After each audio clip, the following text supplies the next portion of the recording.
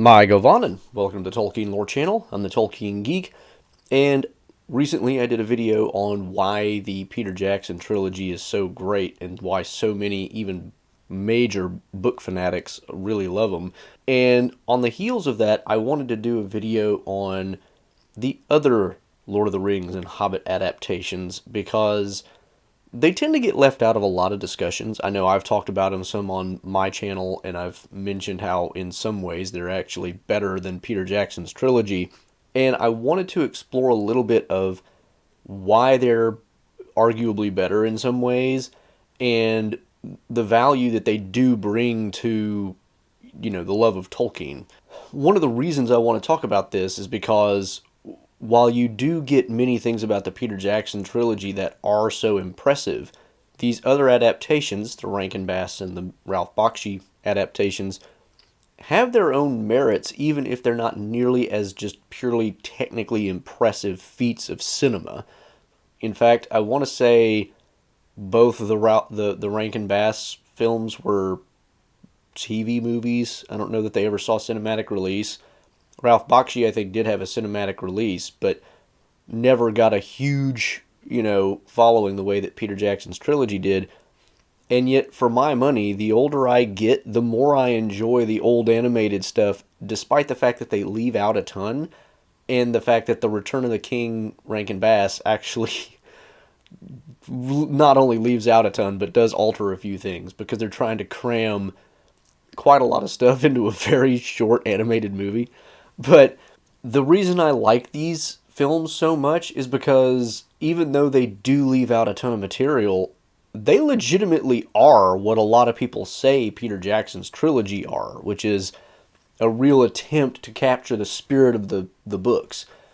And not just the spirit of the books, but really the letter of the books in a lot of ways. I shouldn't have to make too much of an argument for this about the Rankin Bass Hobbit. The Rankin Bass Hobbit really does pretty much all of the Hobbit book except for the Arkenstone and Beorn.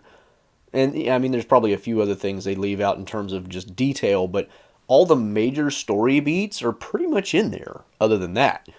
I mean, some of the stuff is very compressed, like the Lake Town stuff. We don't really even meet the Master of Lake Town, and we kind of lose out on some of that stuff. But the major story beats are pretty much all there. So that one is kind of an easy case to make. But what about the other two? Well, here's where the discussion gets interesting, because you've got two very different kinds of adaptation going on with Ralph Bakshi's Lord of the Rings and the Rankin Bass Return of the King.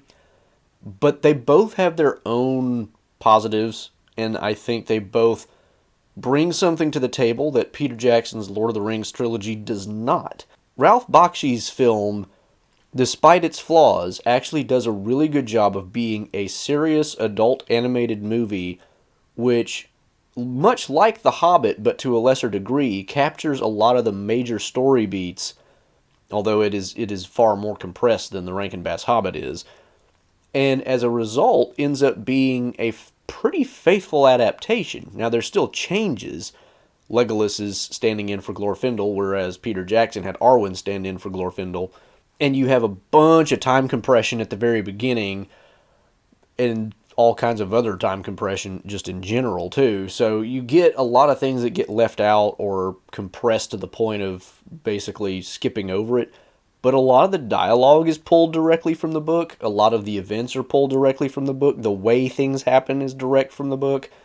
You don't get a lot of stuff in there where the editors and the creators tinkered with the story and changed it to suit whatever ends they had, or just to make it more palatable for a movie-going audience. So one of the examples I brought up with the Peter Jackson trilogy is, yeah, we have the event on Weathertop where the Nazgul attack, but the setup and everything about how it goes down is completely different than in the book. In the Ralph Bakshi version, it's actually almost straight out of the book. So they get the event right, but they also get the setup and everything else right. Now, they do skip over the part where Aragorn and Sam have a kind of a disagreement about should we light a fire, and so you miss out on that, but at least it doesn't contradict the book the way that the Peter Jackson trilogy does. As a result, I think if you had given Ralph Bakshi an extra hour for his first part and then done a second part which was equally long, he could have captured almost all of the major story beats of The Lord of the Rings pretty well and actually done a pretty faithful adaptation. Now, there are things you can look at and go, well, we would rather not have, let's say, Aragorn in a miniskirt, which is more or less what you've got. But you do have, some pretty good voice actors too. Like, I mean, for my money, John Hurt is one of the best Aragorns there is. I really enjoyed John Hurt's Aragorn. I just do. I think he gives a really good, gravitas to the role, and he's not in his what he often has in some of his movie roles where he has a little bit of a higher pitch. He kind of gives a little bit of a deeper voice to it and really makes it sound like Aragorn, leader of the Dunedain. So you've got good voice acting in it. You've got, not the world's greatest animation. I think, in a technical sense, I think you could say that the Rankin Bass animation is better because they just took more time and care with it. But of course, Rankin Bass Ralph Bakshi was rotoscoping. So, it's very different methods. But there's just this sense in which the Ralph Bakshi film is far better in terms of accurately capturing the book than anything Peter Jackson has ever done. Even at his best periods during the Fellowship of the Ring, where he does some of his most accurate work. So that's one advantage that I think that movie has. And now the trickier one to really support is the Rankin Bass Return of the King. But I really do value this movie for a lot of reasons. There are things that I like about the Peter Jackson movie where you do get epic moments, and one of those epic moments is the arrival of the Rohirrim. There are people who have pointed out in my comment section that yes, there are actually a few things wrong with the way this goes down because of the way they change Theoden's speech and do a couple of minor things, but overall the moment I think mostly captures what you get in the book, and it does give you that sense of, oh man, things are really going to turn around, and I think that that's great. But what you don't get for most of Peter Jackson's movies is a sense of the awe-inspiring. There's very little about Peter Jackson's movies that gives you a sense of, wow, this story is just so epic and so amazing. And here's where the Rankin Bass Return of the King, I think, gives us something that we don't get anywhere else. Now, don't get me wrong, Ralph Bakshi's story is faithful to the extent that it does stuff for the most part. But it never gets to some of the moments like we get in Return of the King that really allow for this, and so it's kind of not fair to say that Ralph Bakshi didn't do this. I mean, some of he does have the Helm's Deep into that battle, which there's some of that, but the way it was done was not as good as it could have been, I think. I remember actually watching the Ralph Bakshi movie as a young boy, and the end of that always confused me a little bit because of the way it was directed and shot and whatever. But at any rate, the Rankin Bass Return of the King has the same arrival of the Rohirrim, and while the overall let's say musical element to it and whatnot are not quite as, it's not Howard Shore, and I'm willing to acknowledge the fact that it's not as good as that. There is still a part of me though growing up with that movie that really has just a soft spot for it, and very, very much for that reason probably, and maybe the rest of you don't have the same experience, but for my money, it has almost the same effect on me as Peter Jackson's version. But there's other things about the film that also elevate it to a more epic and awe-inspiring level that Peter Jackson's just doesn't do. One example of that is a scene where we're getting basically Gandalf narrating, and he's talking about, kind of Frodo's struggles and all this other stuff. And the lines come straight out of the book, and one of them that always stuck out to me was minutes adding up to no passing hour. If you've seen the Rankin Bass film, you know which scene I'm talking about. But the narration that you get there, and there's other narration in other parts where, looking back at it as an adult, I'm kind of shocked that they put in there because it's a kid's movie, but the narration was at a very high level of vocabulary. But it's not only at a very high level of vocabulary, even when they take things and put in narration that's not straight out of the book, which they do a few times, it always struck me as being a very elevated style in the way that we get stuff out of the Lord of the Rings as we get later and later into the story. Tolkien, once he starts getting past Helm's Deep and all that, you start getting really, really high fantasy style writing, and the Rankin Bass Return of the King emulates that really well. And because of the way that they do things, and they don't completely radically change some of the story beats the way that Peter Jackson does, I think it adds to that element of this is a really big deal story of sweeping, I don't even know what to say exactly here, but it's just this idea of, the fight between good and evil really comes through better, I think, in the Rankin Bass than it does in Peter Jackson's.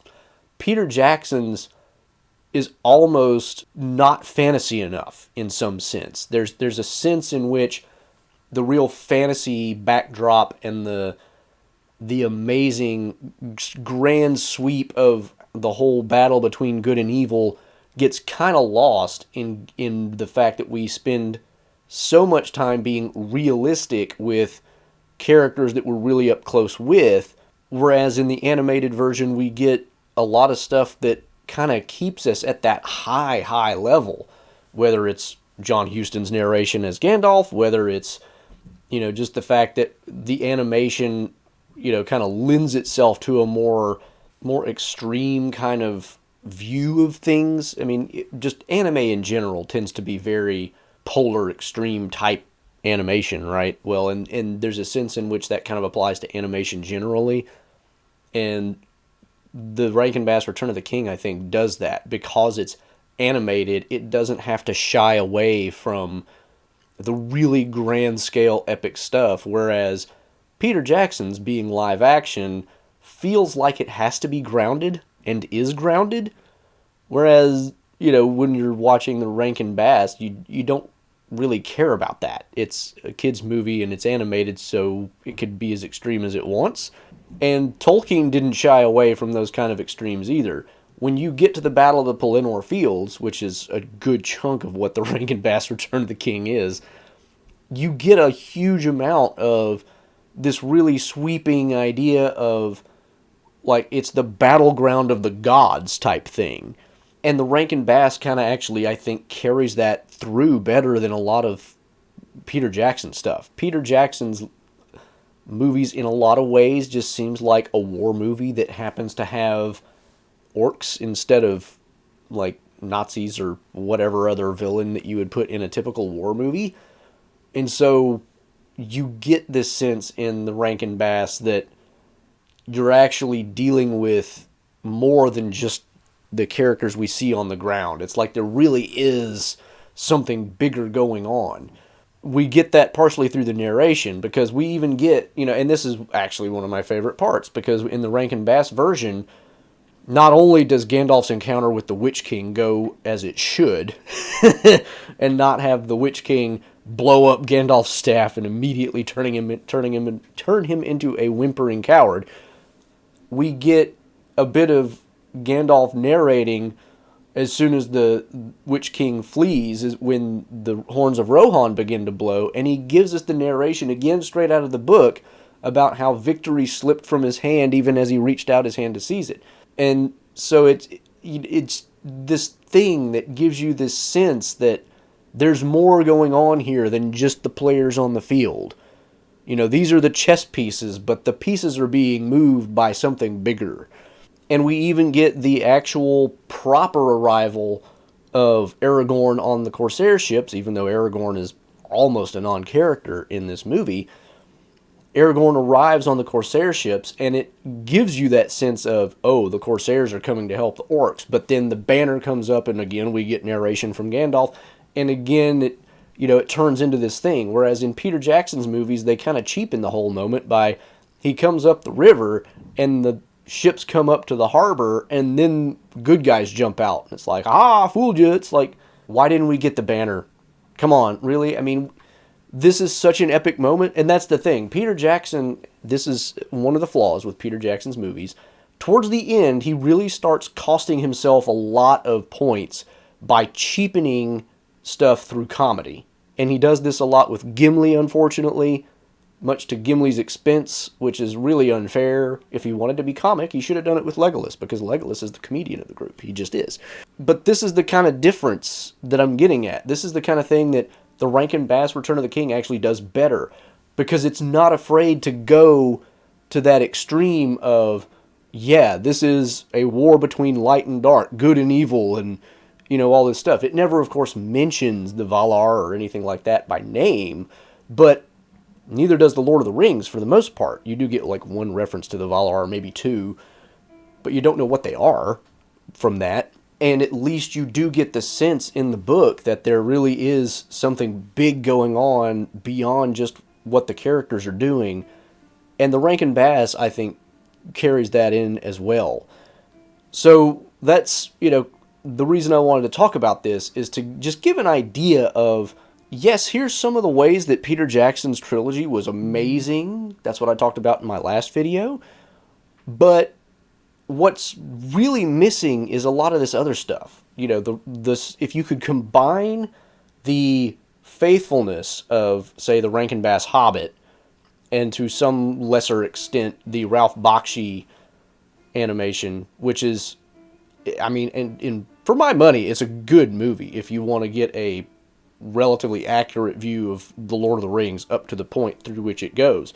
If you could combine that with the real epic feel that you get, and I know it's weird talking about getting an epic feel from an animated kids movie of The Return of the King. It seems weird, but if you pay attention, those details really are there, and they let you see it. If you could put those two together and do The Lord of the Rings properly, you'd get a lot of stuff that you don't get out of Peter Jackson. Peter Jackson just misses those two things in a big way. And so I think there is still value for those movies, even though Peter Jackson's is cinematically way far above either of them. In terms of capturing the storytelling of The Lord of the Rings itself, it's missing two big things that those actually give us. So I think, if you've never seen these animated movies, I've done reviews on them on my channel, and I highly recommend. You could get them pretty cheap on Amazon. I think all of them are probably $10 or less, maybe a little more. But really, if you've never seen these, go watch them and pay attention to some of these details that I've mentioned, because it really will make you rethink Peter Jackson's trilogy, if nothing else. It'll make you realize, oh, we could have actually had better than we got. Now, I'm not saying that, I'm complaining here about Peter Jackson, because I think Peter Jackson probably did, as most people will say, give us the best adaptation of the full story that we're ever likely to get until the rights go away because of copyright just ending, and then somebody may come along with a small budget who, just really wants as a passion project to make the real Lord of the Rings. But in terms of Hollywood, while copyright is active, we're probably never going to get anything better. So I'm not complaining in that sense. I'm just pointing out all the people who, really, really hype up the Peter Jackson Lord of the Rings. I think they're not necessarily considering these two factors that really got stripped out of his story in a lot of ways. So I think it's a useful comparison, and frankly, I'm planning to watch those movies again soonish. I need to get through reading the actual Lord of the Rings to my son first, because I don't want to spoil the ending. But I do actually, when I have the chance, I want to watch those again with him and let him watch that and the actual Lord of the Rings movies and get his take on it. That might be interesting. But anyway, if you enjoyed this video, please do give it a thumbs up, share it around. Make sure you subscribe if you want to catch more of my content in the future. And if you're on YouTube, click the bell icon so you don't miss any notifications. Follow me on the platform formerly known as Twitter for Tolkien-related trivia questions every week, and check out the support and social links in the description below. Until the next time, I'm the Tolkien Geek, signing out for the Tolkien Lore Channel. Namarie. Thanks to all my channel supporters, especially elf friends Nathan Dufour, Robert Kindling, and Stephen Clayton.